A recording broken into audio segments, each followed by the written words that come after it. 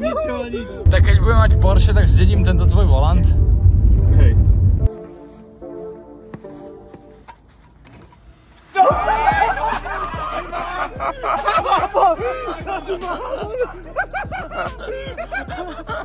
Ja som sa tak tešil, ako vám toto ukážem. Poďte sa pozrieť.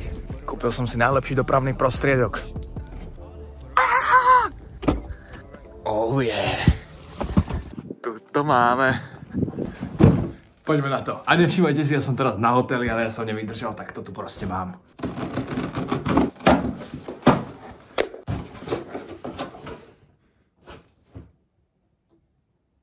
Tak to vás drbne, keď to uvidíte. Kamoši, to sú hýlisky.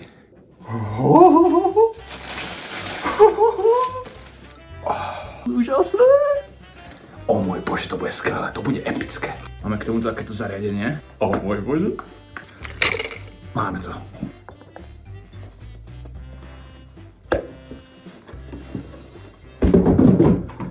Ja sa tam O áno. Toto bol najväčší hit, keď som bol mladý. A konečne mám hýlisky a ešte takéto brutálske. Ja som ich našiel na Vinted, počúvajte. Akože toto nie je platená spolupráca ani nič. A viete, aké veci už som ja našiel na Vinted?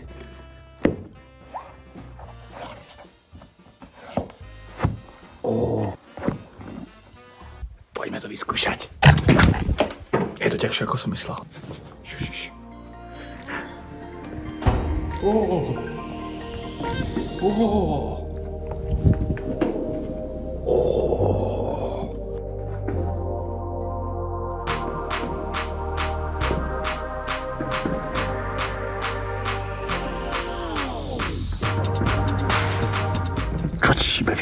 Toto som nečakal celý život. A zatiaľ, čo ja som skúšal nové tenisky, naši už tušili, že mám asi nové auto a tak sliedili po parkovisku. A vy hľadáte čo? Tvoje auto. A máte nejaké tipy? Máme. Toto tipuješ? Mamina, ty máš nejaký tip? Také červené hneď na začiatku. Tento parkour ako ty, ale má českú značku, tak akože...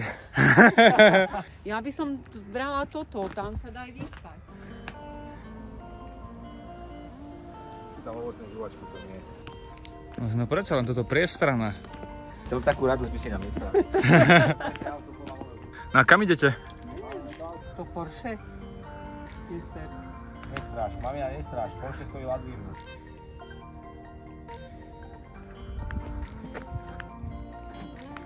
Ale chodorici. To nemyslíš vážne. Túto krabičku? Je to možné? No to si ma násral. Je to možné? Ja si máš šlachtrafi, však to nemá ani zimné gumy. Je to možné? Ježišmária, som tak podmula. Toto si ma násral. Jak si niekto môže kúpiť takéto auto?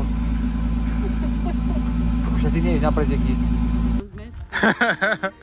Kokos, toto je auto do prdele, však tomu nemôžem zapálkovú krabičku tomu odvedieť. Ale pozor, to má kuforák vpredu. Vymyslíš, že je debilný, že kokos, ty pretíš aj moje očakávania. Som si celé myslel, že to je blbina, ale nie je to blbina. No 10 minútach šoférovania.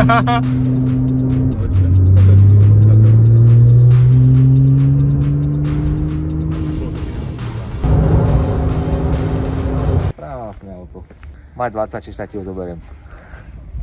Akože auto je jedna vec, ale toto. Hovoríš na toto. No tento je tík. Keby mám 47, tak ti ho vezmem.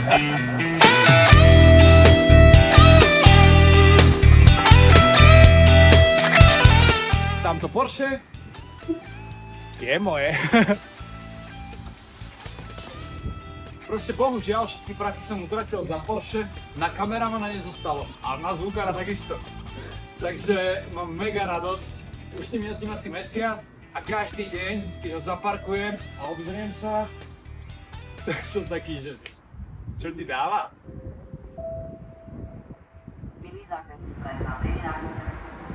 Ďakujeme, príjemný nákup. Po všetkých tých autách, čo som mal, a vy viete, že ja som mal šialené auta, po tom všetkom som si povedal, že možno je čas sa potešiť. Tak som zobral toto. Toto som zobral. To je moje. Akože kľudne ho tam nechajte. To je jedna z výhod mať Porsche, takto sa vám prihovárajú dievčatá. Akorát mohol som ich poprosiť to preparkovať a ja som sa hanbil.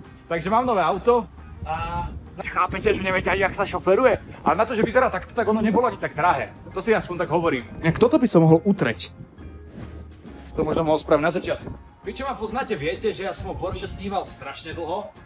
No a ten moment je konečne tu. Priatelia, mám takú trošku potrebu si obhajovať, že som si kúpil auto, pretože vždycky som bol vychovávaný tak, že auto je tá posledná vec, čo by si mal človek kúpovať, ale mám investované v rôznych veciach a toto auto je tiež svojím spôsobom investícia, tak si to obhajujem. Takže ospravedlňte moju marnotratnosť, ale toto je moje auto. Vykupoval som 911, hoci to je taký ten primárny sen, a o tom som sa nechcel pripraviť. A mám ešte jeden sen, a to dosiahnuť tých 1 000 000 odoberateľov na YouTube, a s tým mi môžete pomôcť, pretože takmer polovica z vás nemá zakliknutý odber. Tak ho tam prosím hoďte, plňte môj detský sen a ja sľubujem, že na Vianoce prinesiem späť vianočný kalendár. Len tak sa kúknite, že či sa mi hodí.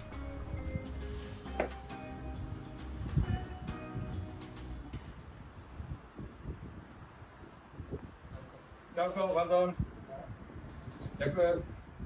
Chvíľu som chcel byť drsný a hneď sa mi prihovoril najmilší pán na svete. Myslíte, že je to tým autom, alebo ja som taký šarmantný? No nič, asi tu nie je viac čo rozoberať. Idem vám ho ukázať a potom ho ukážem mojim kamošom.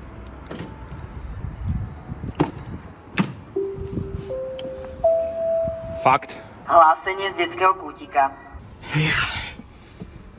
Kamoši.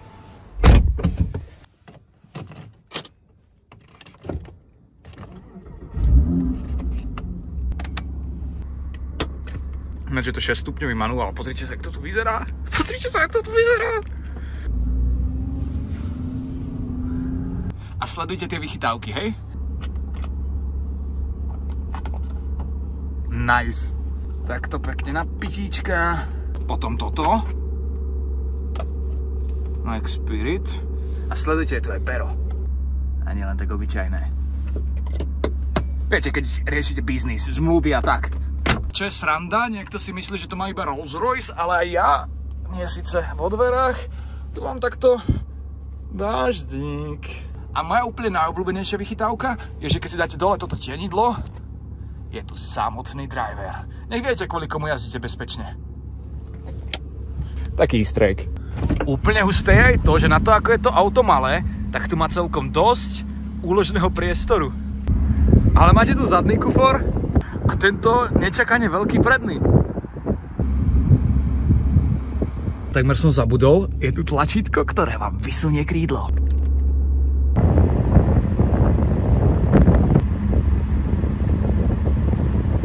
Nice!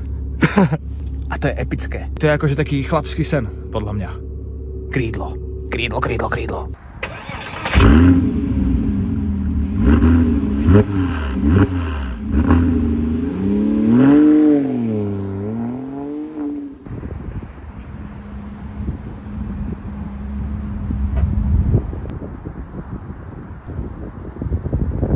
Jak vyzerám s tým autom?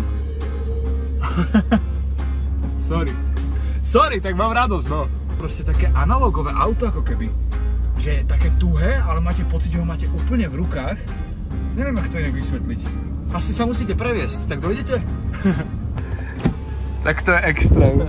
Ja sa cítim jak v takom tom TikToku, kde príde fotograf za človekom, tak to vyzerá jak dobre.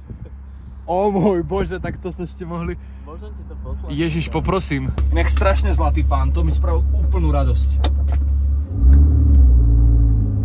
Keby ste chceli viac videí, tak dajte vedieť. Idem to ukázať kamošom teraz.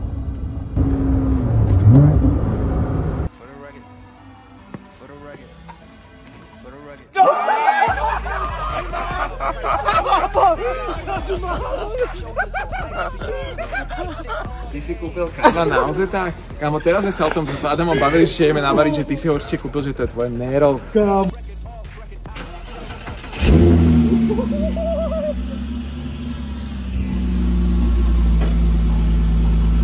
Že prídem.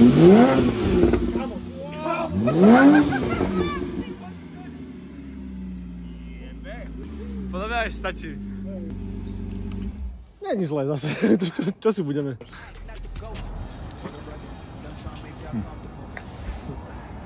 Najhoršie je, že keď si kúpiš auto za 80 000, tak bude ten to vyzerá ako kokot. Hovorí typek, čo si práve kúpil auto za 85 000.